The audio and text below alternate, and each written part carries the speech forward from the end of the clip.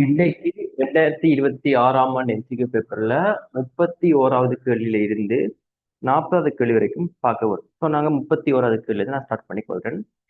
நீங்களும் கேள்வி பார்த்துட்டு வந்திருப்பீங்க, நம்ம பிள்ளைகள் பாருங்க. 31வது கேள்வி சரியா? என்ன சொல்லப்படுதுன்னு சொன்னா, கண்ணாடி குவளையில் இருக்கும் 500 சென்டிமீட்டர் கியூப் கனவுல உள்ள புதிய தோடம்பல கரிசலிலே அடியில் சில வித்துக்கள் உள்ளன. ஓகே பிள்ளைங்க பாருங்க, ஒரு தோடம்ப கரிசலுக்கு அடியில சில வித்துக்கள் இருக்கு. இந்த கரிசலுண்ட அடியில வித்துக்கள் இருக்காமன்ற மாதிரி சொல்றாங்க.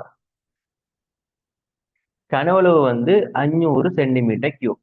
சரி, இதுக்குள்ள நீங்க 10 கிராம் சீனிய சேர்க்கைக்குள்ள வித்துக்கள் மட்டுமட்டாக மிதக்க ஸ்டார்ட் பண்ணுது. அதாவது பிள்ளைகள், நாங்க இப்ப என்ன செய்யப்படும்னு சொன்னா, இத கரைசலுக்குள்ள ஒரு 10 கிராம் சீனி, அதாவது ஆரம்பத்துல இருந்த கரைசல் திணிவை பத்தி எனக்கு தெரியாத பிள்ளைகள், அந்த திணிவை விட இப்ப இந்த கரைசலுக்குள்ள எக்ஸ்ட்ராவா ஒரு 10 கிராம் திணிவு இருக்க போகுது. பிள்ளைகள் ஒரு எக்ஸ்ட்ராவா 10 கிராம் ஆரம்பத்துல இருந்த கரைசல் திணிவையும் கிராமிலேயே கழிச்சு கொள்றேன். சரியா? ஓகே. சொல்லிட்டு சீனியை சேர்த்தல் கரைசலின் கனவளவை மாற்றவில்லை. அப்ப இப்ப இருக்கிற கரைசலின் கனவளவும் பிள்ளைகள் அதே 500 சென்டிமீட்டர் கனம் தானாம். சரி. சீனியை சேர்ப்பதற்கு முன்னர் கரைசலின் அடர்த்தி 1000 கிலோகிராம் மீட்டர் -3 எனின் இப்ப இருக்கிற கரைசலின் அடர்த்தி. ஓகே பிள்ளை, இந்த கேள்வியை கொஞ்சம் பிள்ளை கொள்வோம் பிள்ளைகள். ஆரம்பத்துல அடியில இருந்த வித்துக்கள் இப்ப மிதக்குது என்பதுல இருந்து உங்களுக்கு என்ன சொல்ல வராங்கன்னு சொன்னா, ஆரம்பத்துல வித்துக்கள் அமிழ்ந்து, அதாவது தாண்டதுக்கு கீழே போனதுக்கான காரணம் என்னன்னு சொன்னா, கரைசலை விட வித்துக்கள் நடத்தி கூடவா இருந்திருக்கு, கீழே போயிருக்கு. பட் இப்ப கரைசலுக்குள்ள வித்துக்கள் மிதக்குது, மேல வருது. மிதக்குதுன்னு சொன்னா இப்ப கடைசியா இருக்கிற இந்த சிச்சுவேஷன்ல கரைசல் நடத்தியும் வித்துக்கள் நடத்தியுமே சமனா இருக்கு. 2 பேர் நடத்தியுமே சமனா இருக்கு. அப்ப 2 பேர் நடத்தியும் சமனா இருக்குன்னு சொன்னா பிள்ளைகள், கரைசல் நடத்தியோ அல்லது வித்து நடத்தி கேட்டா நீங்க ரெண்டு ஏதாவது ஒன்று நடத்திய கண்டா சரி. ஆனா எனக்கு கேள்வியில வித்துக்கள் அடர்த்தி கண்டுபிடிக்கிறதுக்கான தரவு எதுவுமே தரப்படல. என்ன தரவு எனக்கு கொடுக்கப்பட்டிருக்கு? கரைசலின் அடர்த்தி காண்றதுக்கான தரவு இருக்கு. கரைசலின் அடர்த்தி காண்பதற்கான தரவு எனக்கு இருக்கு. கரைசலின் அடர்த்தி காண்பதற்கான தரவு என்ன பிள்ளைகள்? சமன்பாடு கரைசலின் திணிவின் கீழ். சரியா பிள்ளைகள்? கரைசலின் திணிவின் கீழ் கரைசலின் கனவளவு. எனக்கு கரைசலின் திணிவு தெரியும் பிள்ளைகள். ஆரம்பத்துல இருந்த திணிவை விட 10 கிராம் கூட. அப்ப எனக்கு ஆரம்பத்துல இருந்த எம் என்ற திணிவு எனக்கு தெரியுமா இருந்தா, நான் அது கிலோகிராமா மாத்திட்டு அது பிறகு கனவளவு சென்டிமீட்டர் கியூப்பை நான் என்ன செய்யறேன்னு சொன்னா பிள்ளைகள் மீட்டர் கியூப்பா மாத்தி விடுறேன். இதுல எனக்கு பிரச்சனை இல்லை. ஆனா இப்ப எனக்கு என்ன தேவைன்னு சொன்னா, கரைசலுக்குள்ள ஆரம்பத்துல இருந்த திணிவு தேவை. அதுக்கும் இங்க ஒரு தரவு கொடுத்திருக்காங்க பிள்ளைகள். கரைசலின் கனவளவும் கரைசலின் அடர்த்தியும் கொடுத்திருக்காங்க. இப்ப ஆரம்பத்துல அப்ப எனக்கு சொல்ல தெரியும் பிள்ளைகள், ஆரம்பத்திலேயும் என்ன தெரியும்னு சொன்னா, கரைசலின் அடர்த்தி யாருக்கு சமனா இருப்பாரு சொன்னா, திணிவின் கீழ் கனவளவுக்கு சமனா இருப்பார். ஆரம்பத்திலேயும் பிள்ளைகள், ஆரம்பத்திலேயும். சோ அடர்த்தி எனக்கு தெரியும் பிள்ளைகள் 1000. திணிவத்தாம் பிள்ளைகள் கண்டுபிடிக்க போறேன். கனவளவு தெரியும் பிள்ளைகள் 500 தர 10/6. அப்போ உங்களுக்கு எம் என்ன வரும்னு சொன்னா பிள்ளைகள் 0.5 கிலோகிராம் வருது. அதாவது 500 கிராம். அதாவது பிள்ளைகள் 500 கிராம். இதே 500 கிராம் பிள்ளைகள் இங்க கொண்டு நீங்க திணிவுக்கு 500 கிராம போட்டீங்கன்னு சொன்னா டோட்டலா 510 கிராம் தர 10/3 கீழே 500 தர 10/6. உங்களுக்கு ஆன்சர் எப்படி வரப்போன்னு சொன்னா பிள்ளைகள் 1020 கிலோகிராம் மீட்டர் -1. பிள்ளைகள் அப்படி யோசிச்சோம்னு சொன்னா பிள்ளைகள் ஒரே ஒரு விஷயம் தான் பிள்ளைகள். வித்துக்கள் மிதக்குதுன்னு சொன்னா கரைசல் நடத்தியும் வித்துக்கள் நடத்தியும் சமன்ன்றது எனக்கு தெரியும். ஆனா வித்துக்கள் நடத்திய சொல்லியிருக்கிறான். எனக்கு வித்துக்களை பெற்ற தரவு எதுவுமே இல்லை. அப்ப நான் செய்றேன், ஸ்ட்ரைட்டா கரைசலை போய் பார்க்கிறேன். கரைசலுக்கு இருந்த தரவை யோசிச்சேன். தரவை யோசிச்சு பார்த்தா எனக்கு எம் தேவைப்பட்டது. எம் கண்டு போய் காட்டு வந்து. பட் இது எம்சிக்கு கொஸ்டின் தானே பிள்ளைகள். இப்ப நீங்க இந்த சமன்பாடு எல்லாம் அழகா எழுதி பார்த்துட்டு இருக்கிறது இல்ல, கொஞ்சம் மைண்டாலேயே பார்த்து ஓகே இப்படியே போட்டு போயிருக்கோம். ரைட்டா பிள்ளை? அடுத்த கேள்விக்கு வாங்க. 32வது கேள்வி. ஒரு ஒப்பமான சுழல் மேசை மீது அமர்ந்து தனது நீட்டிய கைகள் ஒவ்வொன்றிலும் ஒரு நிறையை கொண்டிருக்கும் ஓகே பிள்ளை. தனது நீட்டிய கைகள் ஒவ்வொன்றிலும் நிறைய கொண்டிருக்கும் சிறுவன். இந்த மாதிரி இருக்கிற சிறுவன் உடலை வளைக்கும் போது ஆரம்பத்திலே ஒரு கோணவகம் வந்து பிள்ளைகள் ஒமேகா நோட். ஆரம்பத்துல ஒமேகா நோட். அவன் தனது கைகளை தனது உடலை நோக்கி வளைக்கும் போது, அதாவது வந்து பிள்ளைகள் இவன் எப்படி மாறப்போறான்னு சொன்னா, இப்ப இந்த மாதிரி மாறான். தனது உடலை நோக்கி வளைக்கும் போது அவனது கோண வேகம் ஒமேகா 1 ஆகிறது. உடல் அவருடைய கை வந்து விரிக்கப்பட்டிருக்கும் போது சடத்துவ திருப்பம் I0ம் இப்ப I1மா. கேள்வி எல்லாத்தையும் ஒப்பிடலாம். பிள்ளைகள் எங்களுக்கு உந்த காப்பு விதி தெரியும். உந்த காப்பு விதி எங்களுக்கு என்ன சொல்றதுன்னு சொன்னா, புற விசை தாக்காத விடத்து தொகுதி ஒன்றின் உந்தம் காப்பு. அது என்ன பிள்ளைகள் புற விசை? ரெண்டு பேர் மோதினம் என்று சொன்னா நாங்க என்ன செய்யக்கூடாது, நாங்க இடைக்குள்ள போய் அவைய பாதிக்க கூடாது. ரெண்டு மாத்திரம் வந்து மோதுன்னு சும்மா தள்ளிட்டு விட்டுருவணும். ரெண்டு பேர் அசைஞ்சு ஒண்ணு வந்து மோதினம். அவ மோதைக்குள்ள நாங்கள் போய் மேலதிகமா எங்களோட விசையை கொடுக்கவும் கூடாது, ஏதாவது விசையை கொடுத்து நிப்பாட்டவும் கூடாது. அவர் தங்களுக்குள்ள மோதப்படும், அதாவது புற விசை தாக்காத விடத்து. அதே மாதிரி கோண உந்த காப்பு விதி படிச்சிருப்பீங்க. ஒரு புற முறுக்கம், ஒரு தொகுதியில புற முறுக்கம், அதாவது சுத்திர ஒரு பொருளுடைய இயக்கத்தை மாத்தாத மாதிரி ஒரு முறுக்கம் தாக்காத விடத்து. அதுக்காக நீங்க கேள்வி ஒரு விஷயம் சொல்லிருக்கான் பிள்ளைகள், ஒப்பமானன்னு சொல்லி. ஒப்பமானன்னு சொன்னா பிள்ளைகள் உராய்வு விசை வர போறது இல்ல. உராய்வு விசை வர போறது இல்லைன்னு சொன்னா உராய்வு முறுக்கம் வர போறது இல்ல. கோண உந்த காப்பு விதி படிப்பிள்ளைகள் எங்களுக்கு தெரியும், ஆரம்பத்துல இருந்த கோண உந்தமும் கடைசியா இருக்கிற கோண உந்தமும் சமன். அது நாங்க காலங்காலமா படிக்கிற விஷயம், அதுவே தெரியும். இப்ப எங்களுக்கு பிரச்சனை வந்து பிள்ளைகள், ஆரம்பத்துல இருக்கிற சடத்து திருப்பம் பெருசா அல்லது கடைசியில இருக்கிற சடத்து திருப்பம் பெருசான்னு பார்ப்போம். எனக்கு தெரியும் பிள்ளைகள், தொகுதிட திரிவு மாறல. இங்க மாறுறது திணிவு பரம்பி இருக்கிற வீதம் தான் மாறுது. அதாவது திணிவு பரம்பல் தான் மாறுது. திணிவு பரம்பல் யாருக்கு கூடவோ அவருக்கு சத்துவ திருப்பம் கூட பிள்ளைகள். ஓகே பிள்ளைகள், திணிவு பரம்பல் கூடினவருக்கு சத்து திருப்பம் கூட. திணிவு பரம்பல் கூடவன் சொன்னா பிள்ளைகள், திணிவு எவ்வளவு நிறைய தூரத்துல பரம்பி இருக்குன்னு பார்க்கணும். MCQ பார்க்கும்போது இப்ப பார்த்தனா, அதாவது முதலாவது படத்தை பார்த்தீங்கன்னு சொன்னா திணிவு அவற்றை கை வரைக்கும் பரம்பி இருக்குது, அதாவது இவ்வளவு தூரத்துக்கு பரம்பி இருக்குது. ஆனா ரெண்டாவது படத்துல திணிவு இவ்வளவு தூரத்துக்கு தான் பரம்பி இருக்குது, திணிவு கொஞ்ச தூரத்துக்கு தான் பரம்பி இருக்கு. அப்ப நிறைய தூரத்துக்கு திணிவு பரம்பி இருக்கிறதால எனக்கு நிறைய தூரத்துக்கு திணிவு பரம்பி இருக்கிற I0 தான் பெருசு, I1 சின்னம். அதே மாதிரி எனக்கு தெரியும் பிள்ளைகள், கடத்து திருப்பம் கூட கூட கூட கோண வேகம் குறையும். ஓகே பிள்ளை, கடத்து திருப்பம் கூட கூட கோண வேகம் குறையும்னு சொன்னா ஒமேகா நோட் தான் ஒமேகா 1 விட பெருசு. ஸோ எனக்கு இதெல்லாம் பிள்ளைகள் ஈஸி கொஸ்டின் தான். ஸோ யோசிச்சு நான் ஆன்சரை போடலாம். ஓகே பிள்ளைகள், அடுத்த கொஸ்டின் 33வது கொஸ்டின் பிள்ளைகள் அழிக்க போற நான் இதை எழுத வேண்டியிருந்தா இருக்க டப்பன் எழுதுங்க பிள்ளைகள். 1 minute சார், டப்பன் எழுதுங்க.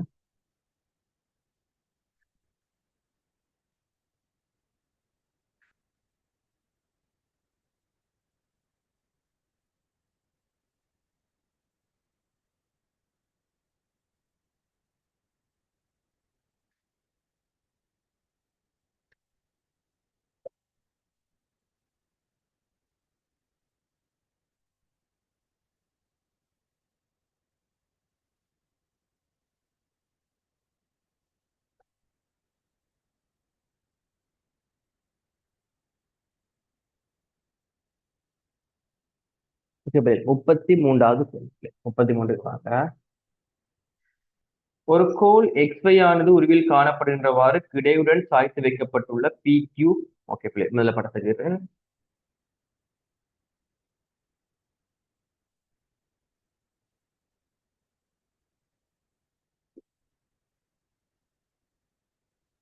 ஓகே, இதான் பிள்ளைகள் படம். இவர் எல்லாமே வந்து 90 பாகை, இவர் 90 பாகைன்னு சொன்னா புவியீர்ப்பு மையம் பெரும்பாலும் இருக்கத்தக்க பிள்ளைகள். இந்த மாதிரி கேள்விகளுக்கு உங்களுக்கு தெரியும், ஒரு பொருள் வந்து சமநிலையில இருக்க வேண்டும் என்று சொன்னா, ஒரு பொருள் சமநிலையில இருக்க வேண்டும் என்று சொன்னா அந்த பொருள்ல 3 விசைகள் தாக்கிக்குள்ள அந்த மூன்று விசைகளும் வந்து ஒரே புள்ளியில சந்திக்க வேணும். ஓகே ஓகே பிள்ளைகள் அதை எப்படி படிச்சுப்பீங்கன்னு சொன்னா, ஒரு அடர்ல இந்த மாதிரி F1 விசை தாக்குது பிள்ளைகள்,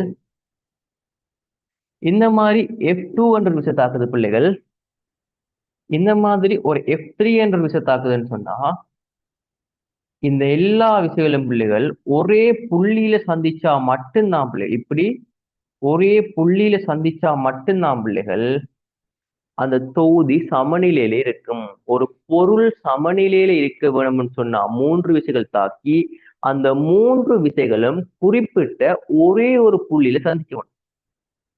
ஒரு புள்ளியில. அப்ப முதலாவது நாங்கள் இந்த தொகுதியில என்னென்ன விசை தாக்குதுன்றதை கண்டுபிடிப்போம். என்னென்ன விசை தாக்குதுன்றதை கண்டுபிடிச்சிட்டு அதுக்கு பிறகு ஈர்ப்பு மையம் எங்க இருக்கிறதுக்கான வாய்ப்பு இருக்குன்றத யோசிப்போம். நான் சொல்றது உங்களுக்கு விளங்குமெல்லாம் எம்சிக்கு பார்க்கும்போது இதே மாதிரி கொஸ்டின்ஸ் நாங்க நிறைய பார்த்துறாங்க. இந்த தொகுதியை பொறுத்த மட்டும் பிள்ளைகள் என்ன செய்யணும், ஒரு தொகுதி சமநிலையில் இருப்பதற்கு அந்த தொகுதியில மூன்று விசைகள் தாக்குதுன்னு சொன்னா அந்த மூன்று விசைகளும் வந்து ஒரு குறிப்பிட்ட புள்ளியில மீட் பண்ண வரும். சோ முதலாவது நான் என்ன பண்றேன் பிள்ளைகள், இங்க தாக்குற விசைகளை புரிகிறேன். எல்லாமே ஒப்பமான தொகுதி என்றால பிள்ளைகள் மேற்பரப்புக்கு செங்குத்தாக வார மறுதாக்கம் தாக்கும். மேற்பரப்புக்கு செங்குத்தாக வார மறுதாக்கம் தாக்கும். நான் அதை R1 என்று வைக்கிறேன். அதே மாதிரி இந்த கோளுக்கு மற்ற பக்கத்தாலேயும் வார ஒரு மறுதாக்கம் தாக்கும் பிள்ளைகள், நான் அவர் R2 என்று வைக்கிறேன் பிள்ளைகள். இந்த ரெண்டு பேருமே சந்திக்கிற புள்ளி பந்து பிள்ளைகள் இங்க. ஓகே எனக்கு ரெண்டு விசைகள் சந்திக்கிற புள்ளியை கண்டுபிடிச்சிட்ட பிள்ளைகள் இங்க. நீங்க உங்களோட படத்துல செங்குத்த சரி பாருங்க பிள்ளைகள், ஒப்பமான ஒரு மேசை அல்லது ஒப்பமான ஒரு தொகுதி என்று சொன்னதால என்னால ரொம்ப ஈஸியாவே ரெண்டு விசைகளை குறிச்சிட முடியும். என்னன்னு சொன்னா செவ்வன் மறுதாக்கம்ன்றது எப்பவுமே மேற்பரப்புக்கு செங்குத்தாக தாக்குற விசைகள். இந்த ரெண்டு விசையும் வந்து ரெண்டு முறையில் தாக்கும்னு சொன்னா எனக்கு தெரியும் இந்த கோளுல வேற விசை மிஞ்சி இருக்கிற ஒரே ஒரு விசை ஈர்ப்பு விசை. ஆனா அந்த ஈர்ப்பு விசையும் எனக்கு இந்த புள்ளிக்குள்ளால போக வேணும்னு சொன்னா நீங்க இந்த ரெண்டு பேரையும் இணைச்சிட்டு அப்படியே நிலைக்குத்தா கீழே வரைகிற இந்த புள்ளியில தான் புள்ளிகள் இவருடைய ஈர்ப்பு மையம் இருக்கும். அப்படி ஈர்ப்பு மையம் அந்த புள்ளியில இருந்தா மட்டும்தான் அவர் சமநிலையில இருப்பாரு. ஏன் எங்களுடைய விதி இருக்கு பிள்ளைகள், ஒரு தொகுதியில மூன்று விசைகள் தாக்கக்குள்ள அவர் சமநிலையில இருக்க வேணும்னு சொன்னா அந்த மூன்று விசைகளும் ஒரு புள்ளியில மீட் பண்ண வரும். விளங்கினாருக்கா ரியாக்ட் பண்ணுங்க பிள்ளைகள். இந்த கேள்வி விளங்கினாருக்கா ரியாக்ட் பண்ணுங்க. Okay good. 34க்கு வாங்க.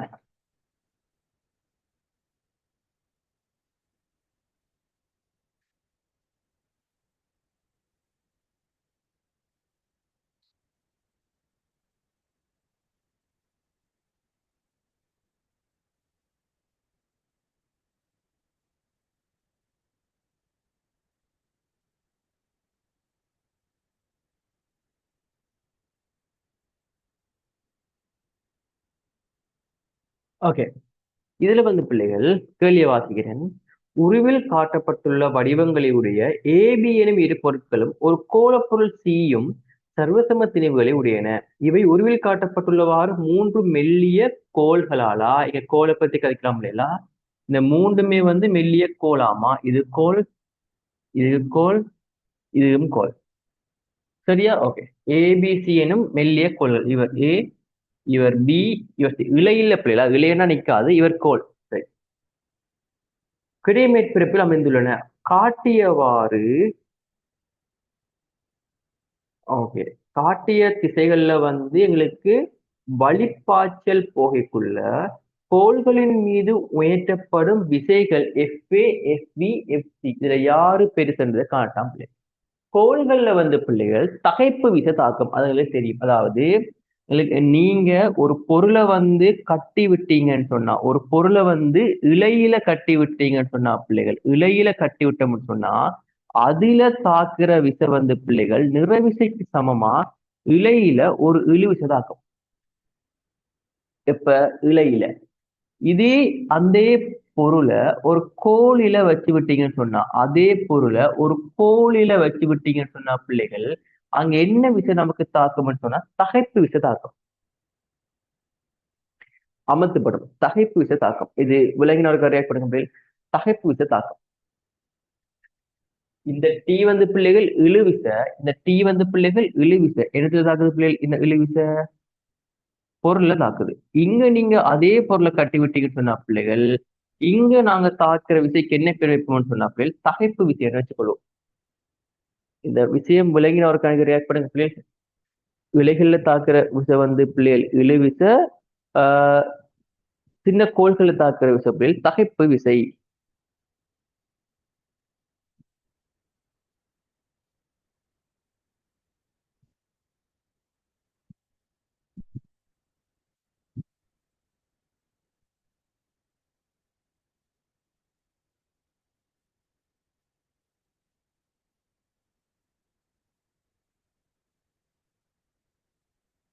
ஓகே, இப்ப கேள்வி வந்து என்ன சொன்னா பிள்ளைகள், இவர்ல தாக்குற தகைப்பு விசையை பத்தி தான் கேள்வி. இப்ப நீங்க கீழ் நோக்கி இந்த கோல்ல விசை தாக்க போகுது.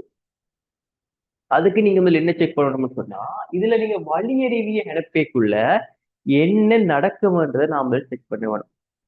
அதாவது பிள்ளைகள் வழியறிவியல் செய்யும் இப்படியே வந்து மேலால வார வழியறிவியல் செய்யும் அப்படியே மேலால போயிடும், இப்படியே போயிடும். ஸோ இந்த மாதிரி தாமலில் போமா. பட் கீழால வாராங்களை பாருங்க பிள்ளைகள், கொஞ்சம் இந்த மாதிரி போமா போயிடும். ஓகேவா? அப்ப இந்த பகுதியில குறுக்குவெட்டு பரப்பு கொஞ்சம் குறையுது பிள்ளைகள். இந்த இடத்துல இருந்த குறுக்குவெட்டு பரப்பை விட இந்த புள்ளியில வர குறுக்குவெட்டு பரப்பு குறையுது. அப்ப இந்த புள்ளியில குறுக்குவெட்டு பரப்பு குறையுதுன்னு சொன்னா பிள்ளைகள், இந்த புள்ளியில வந்து பிள்ளைகள் குறுக்குவெட்டு பரப்பு குறையுதுன்னு சொன்னா, இந்த புள்ளியில குறுக்குவெட்டு பரப்பு குறையுதுன்னு சொன்னா பிள்ளைகள் என்ன நடக்கும்னு சொன்னா, அந்த இடத்துல வேகம் கூடுது. வேகம் கூடினால் வடிவா பாருங்க பிள்ளைகளா, வேர்லியின் தேட்டத்துல படிச்சாங்க பிள்ளைகளா, வேர்லியின் தேட்டத்துல படிச்சாங்க பிள்ளைகள். ஒரு புள்ளியில வேகம் கூடுதுன்னு சொன்னா அந்த புள்ளியில அமுக்கம் குறையும்.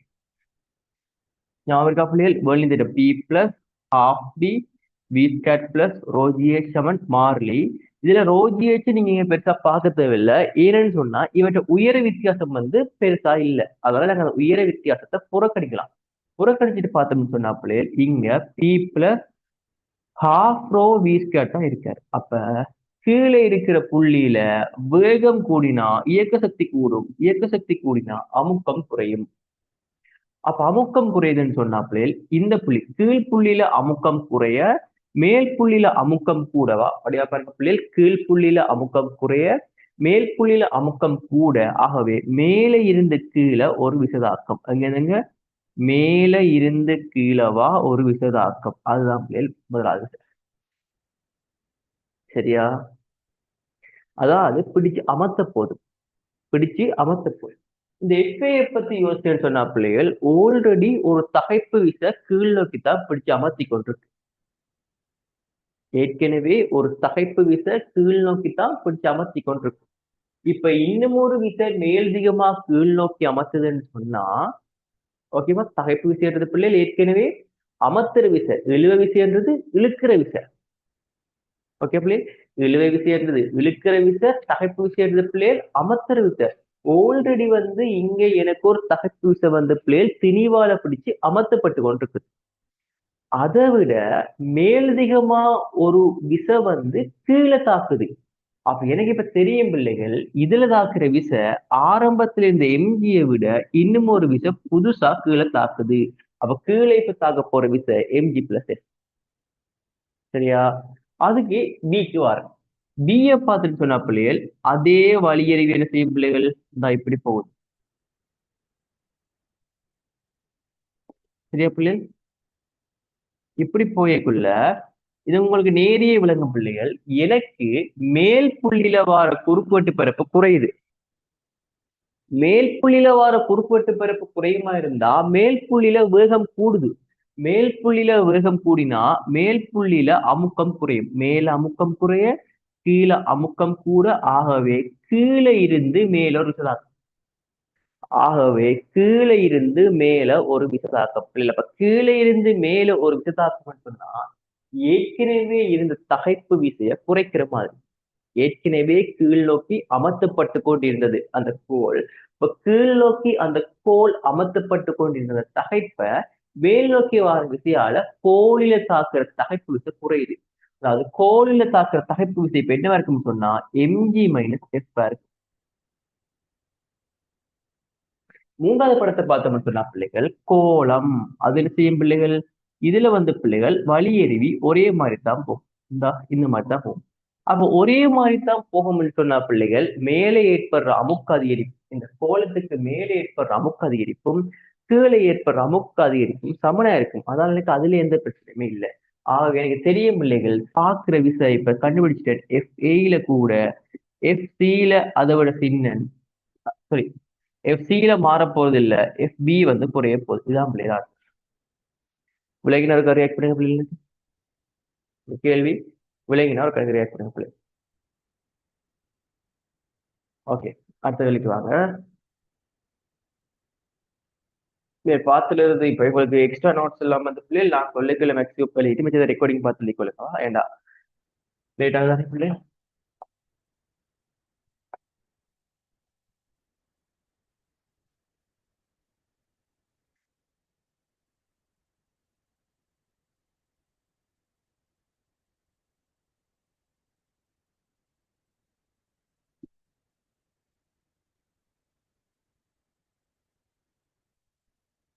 முப்பத்தி அஞ்சாவது கேள்வி பிள்ளைகளா, 35க்கு வாங்க.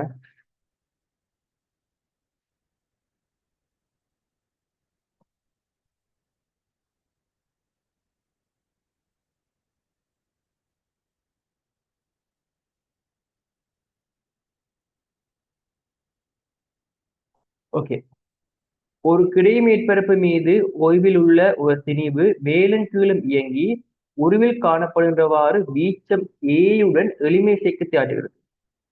திணிவை எப்போதும் மேற்பரப்புடன் தொடுகையில் வைத்திருக்கும் அதே வழி மேற்பரப்பு இயங்கத்தக்க உயர்ந்தபட்ச மீட்டர். கேள்வி வாசிட்டன் முதல்ல தாக்குற விசைகளை குறிக்கிற பிள்ளைகள் நிறைவிசி ஒன்று தாக்க பிள்ளைகள் முதலாவது, அதை விட ஒரு மறுதாக்கம் ஒன்று தாக்க பிள்ளைகள். சரியா, இப்ப என்ன பிரச்சனைன்னு சொன்னா பிள்ளைகள், இவர் மேல கீழே அதிர்றாரு. சரியா பிள்ளைகள், அவர் வந்து என்ன பண்றாருன்னு சொன்னா மேல கீழே அதிர்றாரு. அப்படி அதிரைக்குள்ள எப்பவுமே இந்த குச்சி என்ன சொல்றாங்க பிள்ளைகள், எப்பவுமே இந்த குச்சி எங்களுக்கு தொடுகையில இருக்க வேணும். முதலாவது நான் யோசிக்கிறேன், எப்ப தொடுகையை இழக்கிறதுக்கு வாய்ப்பு இருக்கு, மேல போய்க்குள்ளையா கீழே போய்க்குள்ளையா. சும்மா நாங்க யோசிச்சு பார்த்தோம்னு சொன்னா பிள்ளைகள் மேல போய்க்குள்ள தொடுகையில இருக்குமா கீழே போய்க்குள்ள தொடுகையில இருக்குமான்னு சொல்லி யோசிச்சுன்னு சொன்னா மேல போய்க்குள்ள தொடுகையில இருக்கும். கீழே போய்க்குள்ளதான் ஒரு கட்டத்துக்கு விட பெருசா கீழே போய்க்குள்ளதான் என்ன நடக்கும்னு சொன்னா அவர்ல தாக்குற விசையெல்லாம் போகுது. கீழே போய்க்குள்ளதான் அவர் தொடுகையை இழக்கிறதுக்கான வாய்ப்பு இருக்கு.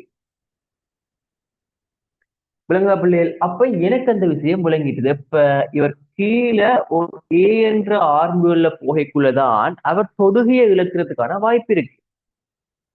இது உங்களுக்கு விளங்கும் நம்புறேன். சரியா, கீழே போய்க்கலாம் அவர் என்ன செய்யலாம், மேல வரதுக்கான பாசிபிலிட்டி இருக்கு. அப்ப தொடுகையை இழக்க அப்ப நான் என்ன செய்யறேன்னு சொன்னா முதல்ல சமன்பாடு போடுறேன். சமன்பாடு போட தேவையில்லை, பட் நான் போட்டு காட்டினா கீழ் நோக்கி கீழ் நோக்கி இருக்கிற விசை எம்ஜி மைனஸ் மறுதாக்கம் சமன் எம் இன்டு ஏ.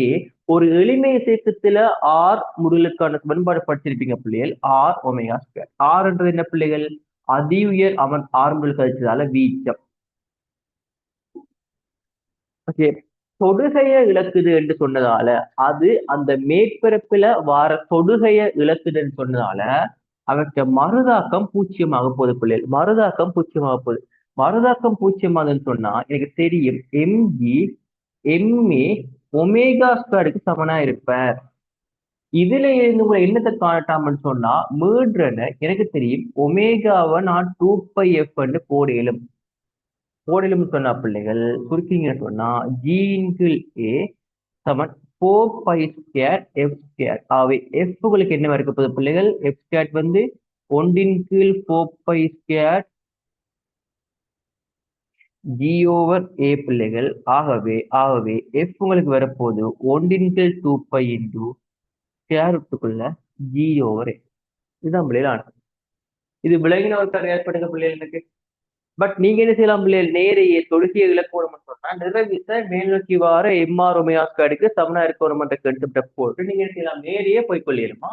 நீங்க எக்ஸ்ட்ரா இந்த எஃப்ட மட்டுமே போட வேண்டிய தேவை இல்லை. எஸ் உங்களுக்கு விளங்கணும்ன்றதுக்காண்டி ஒரு எக்ஸ்ட்ராவா சொன்ன விஷயம் தான் பிள்ளைகள் அது. அடுத்தது 36வது கேள்வி. மீடன் எஃப்ஐ உடைய ஒளியை காலும் ஒரு சீழ்க்கை ஆர்ஆரையுடைய வட்டத்தின் பரிதி வழியே ஒரு மாறா கோண வேகம் ஒமேகாவில் இயங்குகிறது. வி ஆனது ஒளியின் வழியிலோ ஒளியின் வேகம். வட்டத்துக்கு வெளியே ஓய்வில் இருக்கும் உள்ள ஒரு கேட்பவரினால் கேட்கப்படும் ஒளியின் ஆகவும் உயர்ந்த மீட்டர். படத்துக்கு பிள்ளைகள், மீடன் எஃப்ஐ உடைய ஒளியை கால் ஒருத்தர் ஒரு வட்டப்பாதையில இயங்கிட்டு இருக்காராம். சரியா பிள்ளைகள்? ஆர்ஆரையுடைய வட்டப்பாதையில என்ன செய்யுதுன்னு சொன்னா அவரு ஒமேகா என்ற கோண வேகத்துல இயங்கிட்டு இருக்காரு. மீண்டும் எஃபோட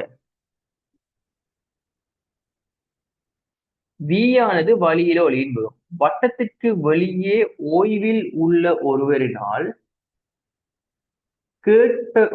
கேட்பவரினால் கேட்கப்படும் ஒளியின் ஆகவும் உயர்ந்த மீட்டர். பிள்ளைகள் நான் சும்மா ஜென்ரலா யோசிக்கிறேன் பிள்ளைகள். டொப்ளர் எஃபெக்ட் ஞாபகம் இருக்கு? டொப்ளர் விளைவு.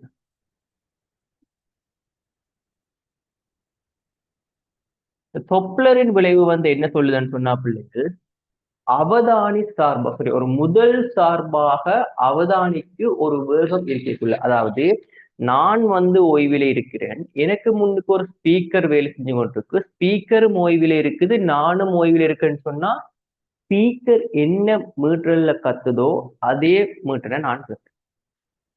இப்ப ஸ்பீக்கரை நோக்கியோ அல்லது ஸ்பீக்கரை விலத்தியோ நான் அசைவனா இருந்தா நான் ஸ்பீக்கர் என்ற உண்மையான மீட்டரை கேட்க மாட்டேன்.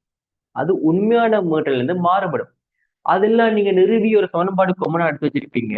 உணரப்படுற metre c plus o minus b observer தான் உணரியின் கீழ் c plus o minus b source ஒளி முதல் into original metre if not. And எனக்கு இன்னும் ஒரு விஷயம் தெரியும் பிள்ளைகள், ஒரு பொருளை நாங்க நோக்கி இயங்கிடும் என்று சொன்னா ஒரு பொருள் ஒரு ஒரு ஒளி முதலை நோக்கியோ ஒளி முதல் எங்களை நோக்கியோ அது எப்படியும் இருக்கலாம். எப்படியோ நாங்க ஒளி முதலுக்கு போகணும், நாங்க அசைஞ்சு ஒளி முதலுக்கு கிட்ட போனாலும் சரி, அல்ல ஒளி முதல் அசைஞ்சு எங்களுக்கு கிட்ட வந்தாலும் சரி, நாங்க கேட்கிற மீட்ரன் எப்பவுமே உண்மையான மீட்ரனை விட அதிகமா இருக்கு. அதே மாதிரி நாங்க விலத்திய செய்யக்குள்ள நாங்க என்ன செய்வோம், விலத்திய செய்யக்குள்ள உண்மையான மீட்டனை விட குறைஞ்ச ஒரு மீட்டர் தான் கேட்போம். அப்ப இங்க எனக்கு எங்க நிக்கிறாங்கன்னு சொல்லல பிள்ளை, வெளியில எங்கேயோ நிக்கிறாங்களாம். சரியா? நிக்கைக்குள்ள கேட்கக்கூடிய உயர்ந்தபட்ச மீட்டர். நாம சமன்பாட்டை போட்டுட்டு பிறகு பாசிபிலிட்டியை போய் டிஸ்கஸ் பண்றேன். என்ன சமன்பாடு பிள்ளைகள்? F is equal to c plus o minus b observer, அதாவது உணர்ற ஆள் இயங்க இல்லை, அப்ப அவற்று வேகம் செய்வர். கீழே சி உயர்ந்தபட்ச மீட்டர் கேட்கப்பட வேணும் என்று சொன்னா உயர்ந்தபட்ச மீட்டர், அதாவது இந்த எஃப் அதிகமா எனக்கு இருக்க வேணும் என்று சொன்னா இங்க பிளஸ்ஸா மைனஸா போடணும்னு சொல்லி கேட்டா மைனஸ் போடணும். ஏன்னு சொன்னா பகுதியில வாரவற்ற பெருமானம் குறைஞ்சாதான் மொத்தமா வார பெருமானம் கூடும். ஞாபகம் இருக்குமே நம்புறோம் இல்லையா? பகுதியில வாரவற்ற பெருமானம் குறைஞ்சாதான் மொத்தமா வாரவற்ற பெருமானம் கூடும். ஆகவே இவரு சி மைனஸ் விஎஸ் என்று பெயர். ஓகே பிள்ளைகள், பகுதியில வாரவற்ற பெருமானம் குறைஞ்சாதான் மொத்த பெருமானம் கூடும். அப்ப இந்த சமன்பாட்டை கொஞ்சம் நான் யோசிப்பேனா இருந்தா சியின் கீழ் சி மைனஸ் பிஎஸ், பிஎஸ் என்றது யாரு பிள்ளைகள்? இந்த ஒளி முதல் போற வேகம். ஆனா ஒளி முதல் போற வேகம் எனக்கு பியில இல்ல ஒமேகாவில் இருக்கு. என்ன பெருமானம் அதுக்கு? R into omega. அப்படிதான் பிள்ளைகள் அவன் உணரப்படுற மீட்டன் C sorry into F naught sorry into F naught into F naught அதை விட C minus R omega into F naught into F naught பிள்ளைகள்.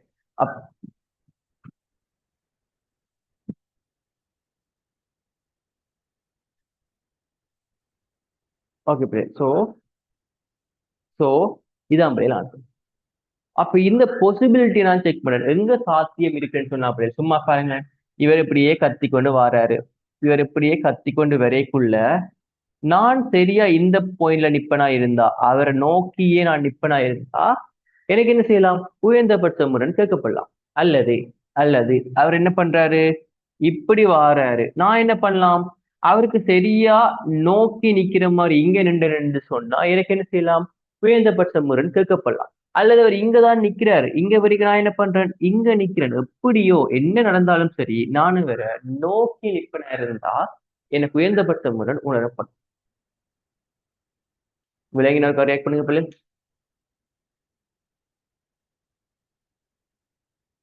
இவ்வளவும் விலங்கினா இருக்கா? ஓகே பிள்ளை, குட். அடுத்த கொஸ்டின் பிள்ளை அழிக்க போறேன்.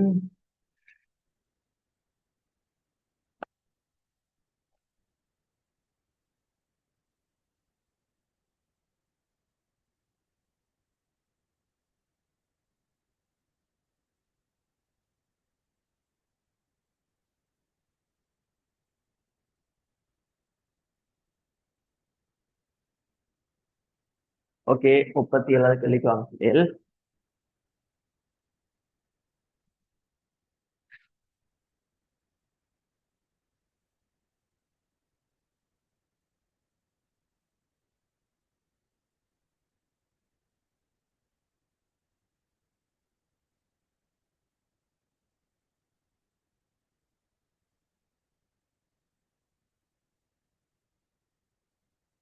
உருவில் காட்டப்பட்டுள்ள செங்கோண அரியத்தின் மேற்பரப்பு ஏசிக்கு செங்குத்தாக ஒளிக்கதிர்ப்படுகிறது. காட்டிய பாதையை பின்பற்றுவதற்கு திரவியத்தின் முடிவு சுட்டியின் இழிவு பெருமானம் பிள்ளைகள். சரியா? இழிவு பெருமானத்தை கேட்டுக்காம் பிள்ளைகள். ஓகே, இது செங்குத்தாவார் ஒளிக்கதிர் பிள்ளைகள் செங்குத்தாவே போகும். காட்டியவாறு என்ன நடக்குதுன்னு சொன்னா பிள்ளைகள், இங்க ஒளிக்கதிர் முழு உட்தெரிப்படையுது. ஞாபகப்படுத்துங்க பிள்ளைகள், முழு உட்தெரிப்பண்டா என்ன பிள்ளைகள்? அடர்ந்த ஊடகத்திலே இருந்து அடர்ந்த ஊடகத்திலே இருந்து ஐதான ஊடகத்திற்கு ஒரு ஒளிக்கதிர் போய்க்குள்ள அது என்ன செய்யும்னு சொன்னா பிள்ளைகள், செவ்வெண்ண விலத்தி முறியும். நான் இந்த படுகோணத்தை கூட்டி கொண்டு வர நான் என்ன செய்யறேன் பிள்ளைகள்? இந்த படுகோணத்தை கூட்டி கொண்டு வர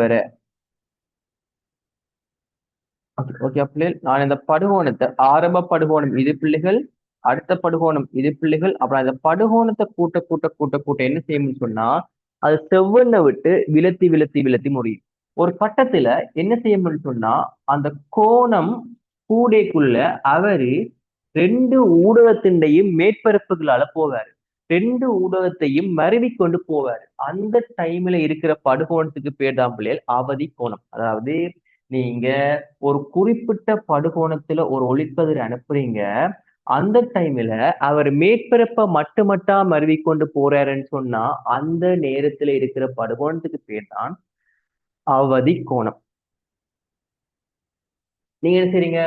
இன்னும் கொஞ்சம் கோணத்தை கூட்டி விடுறீங்கன்னு சொன்னா அவதி கோணத்தை விட பெருசா வரைக்கும்ல அவர் என்ன செய்வாருன்னு சொன்னா முழு உட்பறிப்படைவார்.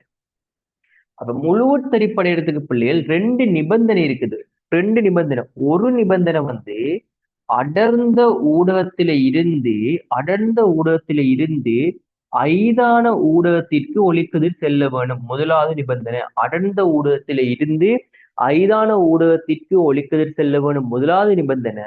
இந்த முதலாவது நிபந்தனை செல்லுபடியானது என்றா மட்டும்தான் முதலாவது நிபந்தனை செல்லுபடியானது என்றா மட்டும்தான் நாங்க ரெண்டாவது பத்தி யோசிப்போம். ரெண்டாவது என்னன்னு சொன்னா இந்த படுகோணம் அவதி கோணத்தை விட பெருசா இருக்கும். அட்லீஸ்ட் சமனா இருக்கணும், அட்லீஸ்ட் ஆக குறைய சமனாவசியம் இருக்கும். அப்ப இங்க இவரு முழுவத்தரிப்படையக்கூடிய மிக குறைஞ்ச பொசிபிலிட்டி சாத்தியம் இவரு அவதி கோணமா இருக்கைக்குள்ளதான் முழுவுத்தரிப்பு அடைவதற்கான இழிவு சாத்தியம் இருக்கு. அப்ப நீங்க இவரை அவதி கோணம் என்று வச்சுட்டு ஊடகத்தின் முடிவு சுட்டியை கண்டாச்சு. முடிவு சுட்டி எப்படி காண்றது? ஒரே ஒரு வழிதான். என்ன வழி பிள்ளைகள்? சினலின் விதி. சினலின் விதி சினலின் விதி படிச்சிருப்பீங்க பிள்ளைகள். சினலின் விதி வந்து என்ன சொல்றேன்னு சொன்னா, நீங்க சும்மா ஞாபகப்படுத்தனே ஒளிக்கதிரை கீறிட்டீங்கன்னு சொன்னா இந்த மாதிரி ஒளிக்கதிரை கீறிட்டீங்கன்னு சொன்னா என்னால படுகோணத்தை குறிக்கையிலும் அதே மாதிரி இந்த முடிகோணத்தை குறிக்கலும் பிள்ளைகள். இன்னும் ஒரு விஷயத்தை நீங்க தெளிவா ஞாபகம் வச்சுக் கொள்ளுங்க பிள்ளைகள். முடிகோணம் படுகோணம்ன்றது எல்லாமே செவ்வன் படுகதிரோட ஆக்குற கோணம். என்னது செவ்வன்? இங்க கொஞ்சம் இதை பாருங்க பிள்ளைகள். இப்ப நான் சும்மா சொல்றேனே பிள்ளைகள், இதுல இந்த மாதிரி ஒரு ஒளிக்கதிர் வருதுன்னு சொன்னா நிறைய பிள்ளைகள் கன்ஃபியூஸ் ஆகுறவங்க, இந்த மாதிரி ஒரு ஒளிக்கதிர் வருதுன்னு சொன்னா முதலாவது நீங்க செவ்வன் கிரவணம். செவ்வன்ன்றது எப்பவுமே அந்த மேற்பரப்புக்கு செங்குத்தாவா இருக்கணும். எப்பவுமே செங்குத்தாவா இருக்கணும். செங்குத்தா வார அந்த செவ்வனுக்கும் படுகதிருக்கும் செவ்வனுக்கும் இடையில ஆக்குற இந்த கோணம் தான் படுகோணம். அதே மாதிரி இவரு முறிஞ்சு போய்க்குள்ள அதே செவ்வனுக்கும் முறிகதிருக்கும் இடையில ஆக்குற கோணம் தான் முறிகோணம். நிறைய பேர் கன்ஃபியூஸ் ஆவீங்க. ஒழுங்கா பாருங்கவா. படுகதிருக்கும் செவ்வனுக்கும் இடையில ஆக்குற கோணம். சரி, இப்ப சிலையின் விதி என்ன சொல்லுதுன்னு சொன்னா, படுகோண இந்த முதலாவது ஊடகம் இரண்டாவது ஊடகம் என்று வெப்பனா இருந்தா முதலாவது ஊடகத்தின் முறிவு சுட்டி தர முதலாவது ஊடகத்துக்கு இருக்கிற கோணத்தின் சைன் அது படுகோணமா இருக்கலாம், முறிகோணமா இருக்கலாம். அவரு இரண்டாவது ஊடகத்தின் முறிவு சுட்டி தர இரண்டாவது ஊடகத்துக்குள்ள இருக்கிற கோணத்தின் சைன். இவ்வளவுதான் பிள்ளைகள். முதலாவது ஊடகம் எனக்கு இங்க என்ன பிள்ளைகள்? முறிவு சுட்டியுடைய கண்ணாடி. அதான் பிள்ளைகள் கேட்டிருக்கேன். சைன் ஐ. இங்க சைன் ஐ என்றது பிள்ளைகள் எவ்வளவுன்னு சொன்னா அவதி கோணம் சி.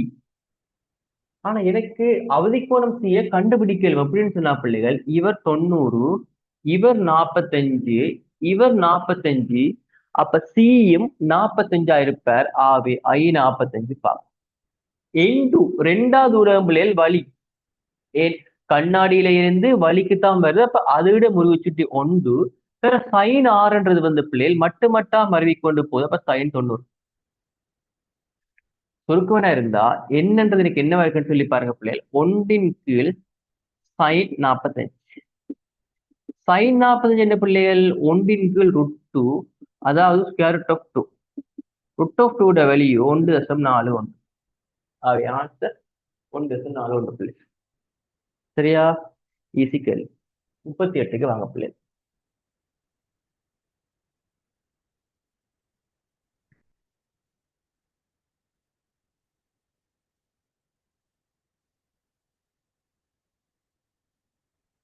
ஓகே. ஒரு பொருள் குவியத்தூரம் F1 உடைய ஒரு மெல்லிய குவியவில்லையின் தலைமை மீது வைக்கப்படும் போது, ஓகே, ஒரு பொருள் ஒரு பொருள் குவியத்தூரம் F1 உடைய மெல்லிய குவியவில்லையின் தலைமை அச்சு மீது வைக்கப்படும் போது ஏகபரிமாண பெரிதாக்கம் M1 ஆவதுடன் அவரிட பிம்பத்தூரம் V ஆகுது. பிம்பத்தூரம் பிள்ளைகள் V1 ஆகுது. ஒரு மெய்விம்பம் பிள்ளைகள் படம் இப்படித்தான் பிள்ளைகள். அவங்களுக்கு வில்லையில பத்தி கொஞ்சம் டீப்பா கதைக்கத்தான் போனோம். நான் அடுத்த கொஸ்டின்ல கதைக்கிறத பத்தியா. ஓகே. ஸோ மெய்பிம்பம் சொன்னா பிள்ளைகள் எப்பவுமே இந்த மாதிரி தான் பிள்ளைகள் போமாகும். மெய்பிம்பம் சொன்னா பிள்ளைகள் எப்பவுமே ஒரு குவிவில்லையை பொறுத்த மாதிரி ஞாபகப்படுத்துங்க பிள்ளைகள். குவிவில்லையில 6 சாத்தியக்கூறுகள் பிரிப்பீங்க. பொருளை எஃப்க்குள்ள வைக்கக்குள்ள, எஃப்ல வைக்கக்குள்ள, எஃப்க்கு 2Fக்கு முடியல, 2Fல 2Fக்கு அப்பால முடிவில்லை. அதுல மெய்பிம்பம் உருவாகணும்னு சொன்னா கட்டாயம் பொருள் வந்து எஃப்பை விட்டு விலத்தி இருக்கும். ஸோ மெய்பிம்பம் இப்படித்தான் வரும். இவ்வில்லைக்கு பதிலாக F2 உடைய இன்னும் ஒரு வில்லை. ஆனா F2 குவியத்தூரம் திருநாம். இவ்வில்லைக்கு பதிலாக F2 உடைய வேறு மெல்லிய குவியவில்லை அதே ஸ்தானத்தில் வைக்கப்படும் போது நீங்க பொருள் தூரத்தை மாத்தல பிள்ளைகள். வைக்கப்படும் போது ஒருத்தட்ட குவியத்தூரம் சின்னன்னு சொன்னா பிள்ளைகள் அவரால் நல்லா ஒரு கிலோ பிள்ளை குவியத்தூரம் நல்லா சின்னன்னு சொன்னா அவரால் நல்லா ஒரு கிலோன்னு சொன்னா முதல் இருந்த புள்ளியை விட முன்னுக்குத்தான் பிள்ளைகள் பிம்பம் வரும். முன்னுக்குத்தான் பிம்பம் வருதுன்னு சொன்னா எனக்கு தெரியும் அவற்றை பிம்பத்தூரம் முன்னுக்கு வருது. இப்படி சரி, V2 பிம்பத்தூரம் முன்னுக்கு வருது. இமேஜின் பண்ணி பாருங்க. ஒரு குவியவில்லோட குவிய தூரம் பெருசுன்னு சொன்னா சும்மா உங்களுக்கு எக்ஸ்பிளைன் பண்றதுக்காக சொல்றேன் பிள்ளைகள். ஒரு சமாந்திரமா வாரவர் வந்து F1ஓட ஒருங்கைக்குள்ள இந்த புள்ளியில ஒருங்குறார். இவற்றுக்கு வித்திரம் F1. அதே F2 சின்ன நண்டுதால இவருக்கு முன்னமா இருக்கிற ஒரு புள்ளியிலேயே ஒடுங்கிடுவார். இவர் F2 இருப்பார். ஓகேவா பிள்ளைகள்? அப்ப இவர் கொஞ்சம் முன்னுக்கு வந்துடுவார். கேள்வியை பாருங்க பிள்ளைகளா, கேள்வியை விளங்கி எடுத்தா அப்புறம் எல்லா கேள்வியுமே ஈஸியா தான் இருக்கு. இந்த கேள்வி விளங்குற ஒரு பொயின் வரைக்கும் தான் என்னத்தை கேட்கிறான்னு நான் அப்பெல்லாம் கேள்வியை விளங்குறனோ அப்பெல்லாம் எனக்கு இதான் கேள்வி என்ற மாதிரி இருக்கு. இப்ப எனக்கு என்ன தெரியும் பிள்ளைகள், V1 பெருசா V2 பெருசா படத்தை பார்க்கவே தெரியுது. V1 தான் V2 விட பெருசு. M1 பெருசா M2 பெருசா? உருப்பெருக்கத்துக்கு என்ன சமன்பாடு பிள்ளைகள்? பிம்ப தூரத்தின்கள் பொருள் தூரம். பிம்ப தூரத்தின்கள் பொருள் தூரம். இங்க ரெண்டுலயுமே பொருள் தூரம் மாற இல்லை. அப்ப பிம்ப தூரம் யாருக்கு பெருசோ அவருக்கு தான் உருப்பெருக்கம் பெருசு. யாருக்கு பெருசு? M1க்கு தான் பிம்ப தூரம் பெருசு M2 விட. அவ்வளவுதான் பிள்ளைகள் கேள்வி. அவ்வளவு நம்மளே கேள்வி முடிஞ்சு. அடுத்த கேள்விக்கு வாங்க.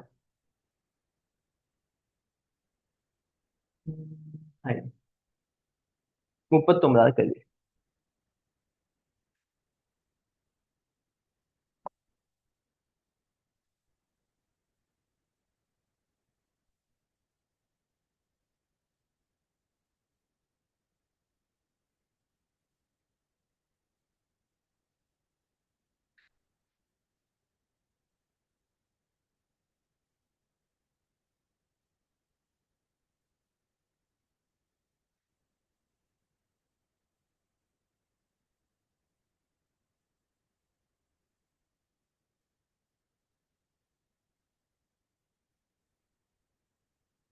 பிள்ளைகள் கடைசி ரெண்டு கேள்வி தான் பண்ணு முடிச்சிடும் பிள்ளைகள். ஸ்கூல் போகணும்னு நினைக்கிறேன்.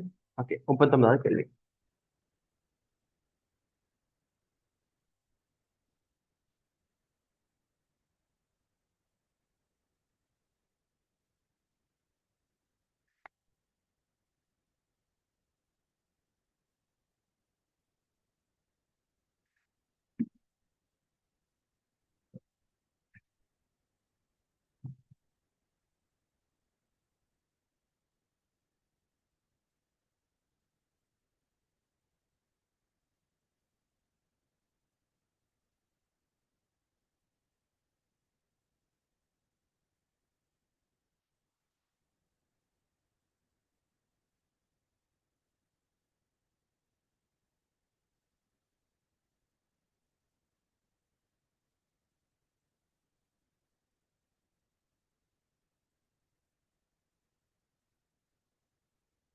ஓகே, ஒவ்வொன்றும் பிளஸ் கியூவான இரு புள்ளியேற்றங்கள் பக்கநிலை மெய்யாக உள்ள சமபக்க முக்கோணியின் உச்சியில வைக்கப்பட்டிருக்காம் பிள்ளைகள். ஏயில வைக்கப்பட்டுள்ள ஓர் நேரேற்றத்தின் மீது தாக்கும் விளைவு விசை பூச்சியமா இருக்கணும்னு சொன்னா ஏபிக்கு இடையிலே இருக்கிற தூரம். ஓகே, ஏயில வைக்கப்பட்டுள்ள ஒரு நேரேற்றத்துல தாக்குற விசை பூச்சியமா இருக்கணுமா பிள்ளைகளா? இது ஈஸி கேள்வி பிள்ளைகளா, பார்க்கதான் கஷ்டமா இருக்கு. இவர் தான் பிள்ளைகள் ஏ என்ற புள்ளி. ஏ என்ற புள்ளியில வார ஈர்ப்பு விசைகள் சரி என்னது விச பூச்சியமா இருக்கணும்னு சொன்னா அந்த இடத்துல எந்த விதமான மின்புல சரிவுமே இல்லை. சரியா? ஏன்னா மின்புல சரிவு பூச்சியம் விச பூச்சியம் மேல் பிள்ளைகள் F is equal to EQ தானே பிள்ளைகள். அப்ப மின்புல சரிவு பூச்சியம் ஆயிட்டுதுன்னு சொன்னா விச பூச்சியம். அப்ப நான் முதல்ல மின்புல சரிவு பத்தி கதைக்கிறேன் பிள்ளைகள். உங்களுக்கு ஆன்சர் வந்து கேட்டது வந்து ஏபி என்ற தூரம் என்னவா இருக்கும்? நான் ஏபி ஒரு எக்ஸ் வைக்கிறேன். முதலாவது இந்த பிளஸ் கியூ என்றதால அதுல இருந்து வெளியில ஒரு மின்புல சரிவு உருவாகும் இ என்று வைக்கிறேன். இவரும் பிளஸ் கியூ என்றதால அவராலேயும் ஒரு வெளிநோக்கி வரும் பிள்ளைகள். இந்த பிளஸ் கியூக்கும் ஏக்கும் இடைப்பட்ட தூரம் ஏற்றம் எல்லாம் சமனன்றதால இந்த பிளஸ் கியூவால வார மின்புல சரிவு இ என்றா மற்ற பிளஸ் கியூவால வார மின்புல சரிவும் இ தான். ஈய என்னால கண்டுபிடிக்க இயலும் பிள்ளைகள். மின்புல சரிவுக்கான சமன்பாடு படிச்சிருப்பீங்க. கியூவின் கீழ் ஏற்றத்தின் கீழ் 4πε0 சரியா? ஓகே, அடுத்தது வந்து பிள்ளைகள் யாருன்னு சொன்னா இந்த கியூவால எனக்கு தெரியும் பிளஸ் கியூல இருந்து எப்பவுமே மின்புல சரிவுகள் வெளியே தான் போகும். அந்த ஈவன் வேற. ஈவன் எவ்வளவுன்னு சொன்னா ஈவன் ஈக்குவல் டு கியூவின் கீழ் 4πε0 எக்ஸ். இப்ப எக்ஸ் தான் கேட்ட கேள்வி. நான் இப்ப என்னன்னு யோசிக்கலாம் சொன்னா பிள்ளைகள், கேள்வி என்னன்னு சொன்னா, ஏயில வைக்கப்பட்ட பொருள்ல ஏயில வைக்கப்பட்ட பொருள்ல எந்த விதமான விசைகளும் தாக்கக்கூடாது. அப்ப எந்த விதமான விசைகளும் தாக்க கூடாதுன்னு சொன்னா பிள்ளைகள் விசைச்சமநிலை பத்தி யோசிக்கும். எனக்கு தெரியும் பிள்ளைகள், இவ்வளவும் 60 பாக, ஆகவே இவர் 30 பாக, அதாவது இவரும் இவரும் 30 பாக. நான் நிலைக்குத்து சமநிலை பத்தி கதைப்பனா இருந்தா, மேல் நோக்கி தாக்குற விசை பிள்ளைகள் ஈ cos 30 ஈ cos 30, அவங்க ரெண்டு ஈ cos 30. இங்க பாருங்க, இந்த ஈயால வார cos 30 மேல, இந்த ஈயால வார cos 30 மேல. அப்ப மேல் நோக்கி தாக்குற விசைகள் இ 2 ஈ cos 30 கீழ் நோக்கி தாக்குற E1க்கு சமனா இருக்கும். அப்படியே பாருங்க, இங்க ஒரு ஈ இருக்கு பிள்ளைகள், அதை பிரிச்சிங்கன்னா மேல வரும் ஈ cos 30. இந்த பக்கம் ஒரு ஈ இருக்கு பிள்ளைகள், பிரிச்சிங்கன்னா மேல வரும் ஈ cos 30. அப்ப ரெண்டு ஈ cos 30. அது மேல இருக்கிற விசை நான் உங்களுக்கு இன்னும் பிள்ளைங்கிற மாதிரி குறிச்சு காட்டணும். பிள்ளைங்க பாருங்க, இவர் ஒரு ஈ பிள்ளைகள், இவர் மற்ற ஈ பிள்ளைகள், இவர் E1 பிள்ளைகள். இந்த கோணம் தெரிந்தானே பிள்ளைகள் 30 பாக. அப்ப ஈ cos 30 ஈ cos 30 2 ஈ cos 30 கீழே இருக்கிற E1க்கு சமனா இருப்பேன். இப்ப எனக்கு ஈன்னு தெரியும் பிள்ளைகள், E1 தெரியும். இப்ப இந்த ஈக்குவேஷன் வாங்க பிள்ளைகள், 2 ஈ எவ்வளவு பிள்ளைகள், கியூவின் கீழ் 4 π ε0 × A. E1 எவ்வளவு பிள்ளைகள், கியூ இது A ஸ்கொயர் பிள்ளைகளா, sorry A square X square, சாரியா my mistake, A square 4 π ε0 × X square. But இங்க ஒரு cos 30 இருக்கு பிள்ளைகள். cos 30க்கான value √3/2. cos 30 இருக்கு, நான் cos 30 விட்டுட்டேனே. அப்ப Q/4 π ε0 Q/4 π ε0 வெட்டுப்பட்டா, இந்த 2வும் இந்த 2வும் வெட்டுப்பட்டா √3 இன் கீழ் A ஸ்கொயர் ஈக்குவல் டு 1 இன் கீழ் X ஸ்கொயர். ஆக எனக்கு இது குறுக்கு பிரிக்கிறீங்கன்னு சொன்னா பிள்ளைகள், X ஸ்கொயர்ன்றது என்ன வருதுன்னு சொன்னா √3 × A ஸ்கொயர். ஆகவே X என்றவர் √3 அதுக்கு √4 A வரும். பிள்ளைகள் விலங்கின ஒரு கணக்கு ரியாக்ட் பண்ணுங்க பிள்ளைகள். ஈஸிக்கல் பிள்ளைகளா, விலங்கின ஒரு கணக்கு ரியாக்ட் பண்ணுங்க பிள்ளைகள். எல்லாரும் மினிமம் படிச்சிருக்கோம் இந்த டைமுக்கு. ஸோ சமநிலை பத்தி கதைக்கிறது மட்டும் தான் கேள்வி. இந்த பிள்ளைகள் விலங்கின ஒரு ரியாக்ட் பண்ணுங்க. விலங்காட்டி நம்பருக்கா பாருங்க, வீட்டு ரெக்கார்டிங் நான் உங்களுக்கு கொடுப்பேன் தானே, பிரச்சனை இல்லை. விலங்காட்டி நம்பருக்கா பார்த்து போயிடலாம். கடைசி கேள்வி தான், இந்தியாவின் கடைசி கேள்வி வாங்க, டப் பண்ண முடிச்சு வரும் பிள்ளைகள்.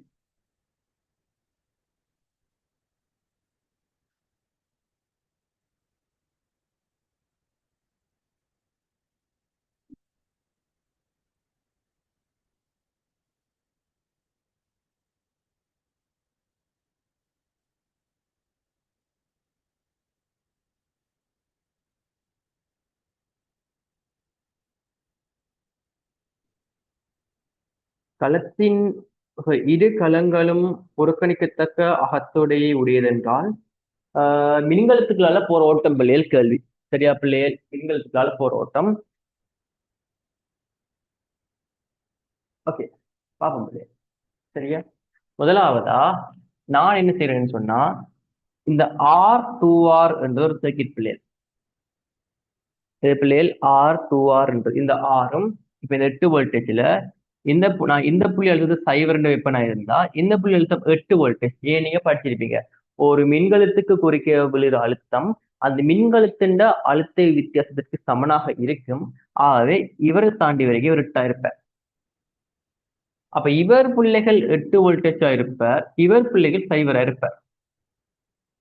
நான் சும்மா யோசிப்பனா இருந்தா இவரும் ஆர் இவரும் ஆர் பிள்ளைகள் ரெண்டு சமமா இருக்குதுன்னு சொன்னா இதுல 4 வோல்டேஜ் இருப்பார். அதே மாதிரி இங்கால யோசிப்பனா இருந்தா அதே 8 வோல்டேஜ் தான் சமாந்தரமா இருக்கிறதால 2R குறுக்கே 8 வோல்டேஜ் தான் விழ போகுது, 8R குறுக்கே 8 வோல்டேஜ் தான் விழ போகுது. அப்ப இந்த 6க்குள்ள 4 வோல்டேஜ் இந்த 6க்குள்ள 4 வோல்டேஜ் விழுந்துடும். பிறகு இந்த 8 வோல்டேஜ் 6R-க்குள்ளேயும் 2R-க்குள்ளேயும் விழ போகுது பிள்ளைகள். நீங்க படிச்சிருப்பீங்க, தடைக்கு நேர்வீத சமனா அழுத்தம் விழும். அப்ப இங்க 6R 2R 8Rன்னு சொன்னா 8Rக்குள்ள 8 வோல்டேஜ் விழும் இல்லையா. அப்படியே பாருங்க, 8R-க்குள்ள 8 வோல்டேஜ் விழும்னு சொன்னா ஒரு ஆறுக்குள்ள 1 வோல்டேஜ் விழும். அப்ப இங்க 6R இருக்கிறதால 8 வோல்டேஜ்ல 6 வோல்டேஜ் விழுந்தா இந்த புள்ளியில் 2 வோல்டேஜ் இருக்கு. இவ்வளவு விலகினா ஒரு கணக்கு ரியாக்ட் பண்ணுங்க பிள்ளை. சும்மா அழுத்தத்தை குறிச்சுனா இவ்வளவும் விளங்கினா ஒரு கணக்கு ரியாக்ட் பண்ணுங்க. குட் குட் வெரி குட் பிள்ளைகளா, அழுத்தம் குறிச்சாச்சு.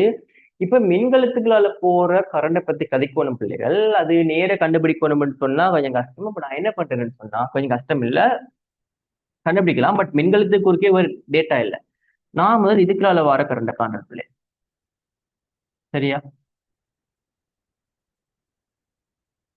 கண்டிங்கன்னு சொன்னா நான் சொல்ல வர சித்த படிய பாருங்கவா. நான் இப்ப இவருக்கால வர கரண்டை காண்றேன். அதே மாதிரி என்ன பண்றேன்னு சொன்னா பிள்ளை இவருக்கால வர கரண்ட் இதை நான் நேரையே சொல்லலாம், பட் செய்து காட்டிட்டே சொல்றேன். இந்த கரண்ட I1 வைக்கிறேன் பிள்ளைகள், இந்த கரண்ட I2 வைக்கிறேன் பிள்ளை. சரியா? அல்லது இன்னும் ஒரு வழி இருக்கு பிள்ளை. இவர் I1 வைக்கிறேன் பிள்ளைகள், இவர் I2 வைக்கிறேன் பிள்ளை. ஏன்னு சொன்னா I1 பட்ரிக்கால இருந்து வர கரண்ட் I3யும் சேர்ந்துதான் I2 இருக்கும். இது நான் நேரையே சொல்லலாம் பிள்ளைகள், பட் கொஞ்சம் எழுதி காட்டுறேன். I2வும் I2ன்றது I1ம் I3யும் சேர்ந்தது. என்னால I2வையும் I1ஐயும் கண்டுபிடிக்கக்கூடிய மாதிரி இருந்தா I3யை காணலாம். இது விளங்கினார் ரியாக்ட் பண்ணுங்க பிள்ளை. I1ஐயும் I2வையும் கண்டுபிடிக்கக்கூடிய மாதிரி இருந்தா I3யை காணலாம். Okay good. I1 கண்டுபிடிக்கிறதுக்காக இந்த சர்க்கியூட் குறுக்கே V சமன் IR போடுவனா இருந்தா V எவ்வளவு பிள்ளைகள் 4 வோல்டேஜ். இங்க பாருங்க இந்த ஆறு குறுக்கே 8 4 வோல்டேஜ். கரண்ட் எவ்வளவு பிள்ளைகள் I1 எவ்வளவு தட பிள்ளைகள் அதுக்குள்ள இருக்குது R. ஆகவே I1 எனக்கு வருது பிள்ளைகள் 4 என்கிறார். சரியா? அதே மாதிரி I2 கண்டீங்கன்னு சொன்னா அதுக்கும் 4 R தான். ஆகவே மின்கலத்துக்குள்ளால மின்னோட்டம் எதுவுமே போகல. ஏன்? I1ம் 4 R, I2வும் 4 R சொன்னா I3 யாருமே இல்ல. அப்ப மின்கலத்துக்கால கரண்ட் எதுவுமே போகல. விளங்கினாருக்கு ரியாக்ட் பண்ணுங்க. விளங்கினாருக்கு எனக்கு ரியாக்ட் பண்ணுங்க. அதுல நீங்க பார்த்தோன்னுமே 6 குறுக்கே அழுத்தம் சமன் R சமன் I சமன், இந்த 6 குறுக்கே அழுத்தம் சமன் R சமன் I சமனா தான் இருக்கும். அவை கரண்ட் போவார் இப்படின்னு சொல்லி உங்களுடைய கம்ஃபர்டபுள். ஓகே பிள்ளைகள். ஸோ நான் MCQ முடிச்சிட்டேன் பிள்ளைகள். இதே மாதிரி அடுத்த வகுப்பு நாளைக்கு விடிய 2016ஆம் ஆண்டு பேப்பர்ல 41வது MCQல இருந்து 50வது MCQ வரைக்கும் நாளை பார்ப்போம் பிள்ளைகளா. சரியா? குட் மார்னிங் பிள்ளைகள், போயிட்டு வாங்க.